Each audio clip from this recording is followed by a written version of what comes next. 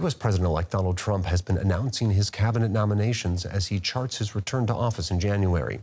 The dizzying speed of the picks has given Trump's second term in office a bracing start. Some of the choices appear so outlandish to some observers that they will have trouble getting confirmed by the Senate. So what exactly is Trump's aim in nominating them? Is he bluffing or daring the establishment to try to block him? The nominees for the top jobs in President-elect Donald Trump's administration, from hardline conservatives to fringe figures with little to no experience. Trump plans to stock his cabinet above all with loyalists. Those loyalists can be divided into establishment figures and people who seem headed for trouble in getting confirmed or running their departments. The establishment is a short list. It includes Secretary of State nominee Marco Rubio, a three-term U.S. Senator who's a senior member of the Intelligence and Foreign Relations Committees. He's a hardliner on immigration and China. UN Ambassador nominee Elise Stefanik is a congresswoman who serves on the Intelligence and Armed Services Committees. Rubio's and Stefanik's nominations haven't attracted much attention. So much for the establishment. Controversial nominees have been receiving lots of attention.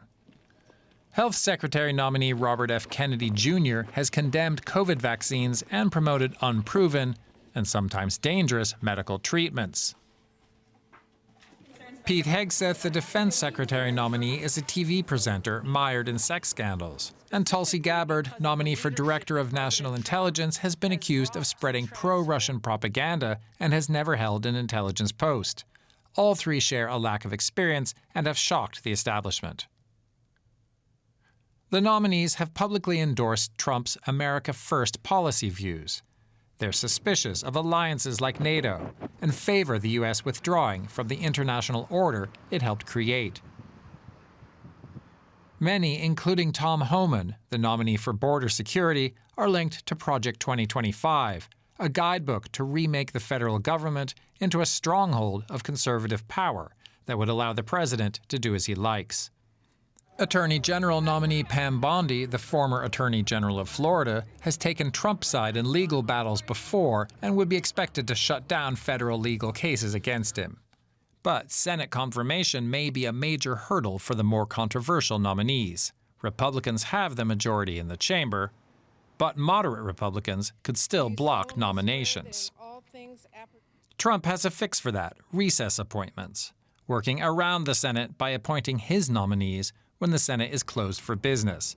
He could even theoretically try to order the Senate to close so he could confirm appointments himself, though this could create a constitutional crisis if the Senate refuses.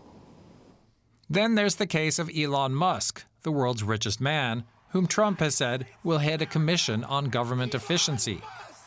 That could create a massive conflict of interest.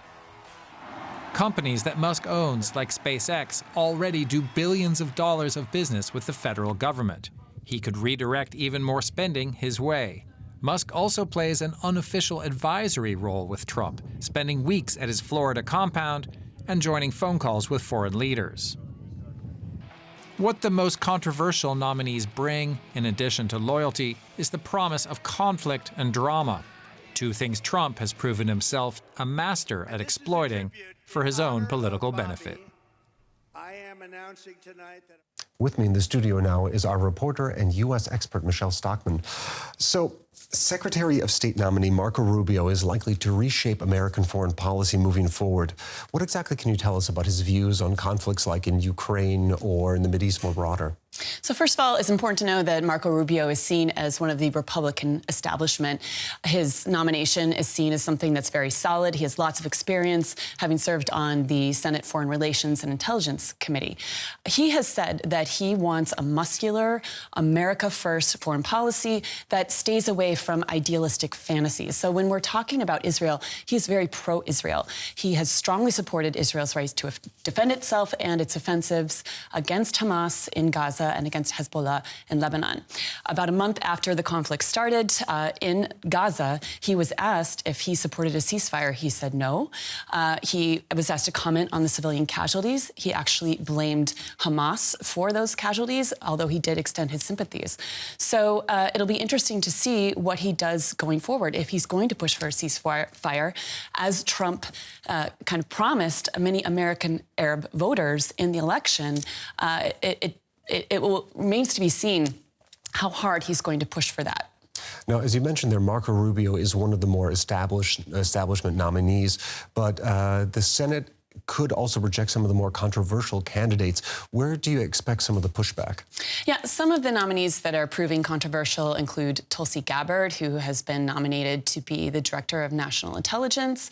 She's a former Democratic congresswoman who is also a military veteran. She's been very critical of Democratic policy,